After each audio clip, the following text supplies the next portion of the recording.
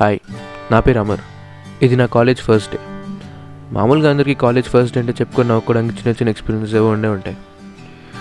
కానీ నాది మాత్రం చెప్పుకొని నవ్వుకునేది చిన్న ఎక్స్పీరియన్స్ మాత్రం కాదు.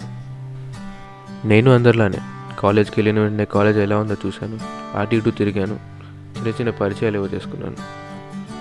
నాకు చిన్నప్పటి నుంచి డ్రాయింగ్, పెయింటింగ్ అంటే పిచ్చి.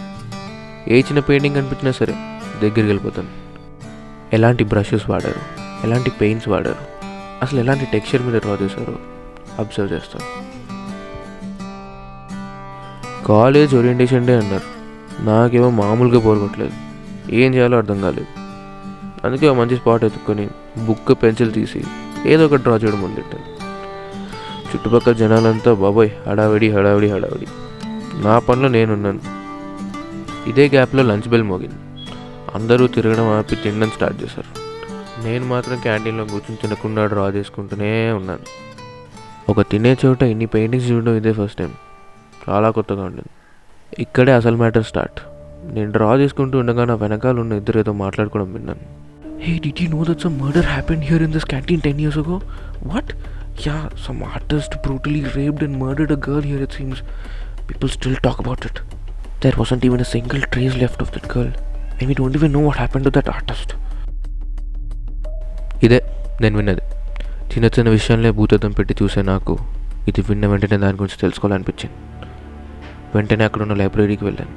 ఆ కేసుకి సంబంధించిన ఫైల్స్ కానీ, రికార్డ్స్ కానీ ఏమైనా దొరుకుతాయా లేదా అని ప్రతి కార్నర్లో చూశాను. ఏమీ దొరకలేదు. అక్కడ పనిచేసే వాళ్ళని స్టోర్ రూమ్లో పాత న్యూస్ పేపర్స్ చెక్ చేయడం కోసం పర్మిషన్ అడిగాను. పెద్ద మనసుతో ఇచ్చారు. ఆ ఇన్సిడెంట్ జరిగినప్పుడు వచ్చిన టాప్ న్యూస్ పేపర్స్ అన్ని బయటికి తీసి చదివాను. చంపిన వ్యక్తి గురించి వివరాలు తెలుసుకున్నాను. అతను కాలేజ్ క్యాంటీన్లోనే పనిచేసేవాడంట. చాలా పెద్ద ఆర్టిస్ట్. అలాంటి వ్యక్తి ఆ అమాయకురాలు ప్రాణం ఎందుకు తీశాడో ఇప్పటికీ ఎవరికీ తెలియదు. ప్రతి న్యూస్ పేపర్ చదివే కొద్దీ నేను మాత్రం ఒకటి రియలైజ్ అయ్యాను. అలాంటి గొప్ప ఆర్టిస్ట్ అంత క్రూరమైన పని చేసినా కూడా ఆ పనిలో అతని ఆర్ట్ కనిపించేలా చూసుకుంటాడని. అతను ఆ క్యాంటీన్లో పనిచేసేటప్పుడు ప్రతి వారం ఒక కొత్త పెయింటింగ్ పెట్టేవాడంట. ఇప్పుడు ఆ క్యాంటీన్లో ఉన్న పెయింటింగ్స్ అన్నీ అతనివే అంట. ఎందుకు ఆ పెయింటింగ్స్ని ఒక్కసారి దగ్గరగా చూడాలనిపించింది. మొట్టమొదటిసారి ఒక పెయింటింగ్లో ఎలాంటి పెయింట్స్ వాడారో, ఎలాంటి బ్రషెస్ వాడారో, ఎలాంటి పేపర్ వాడారో చెప్పలేకపోయాను. ఒకటి మాత్రం అర్థమైంది. ఆ పెయింటింగ్స్ మీద ఉన్న రెడ్ పెయింట్ మాత్రం కాదు.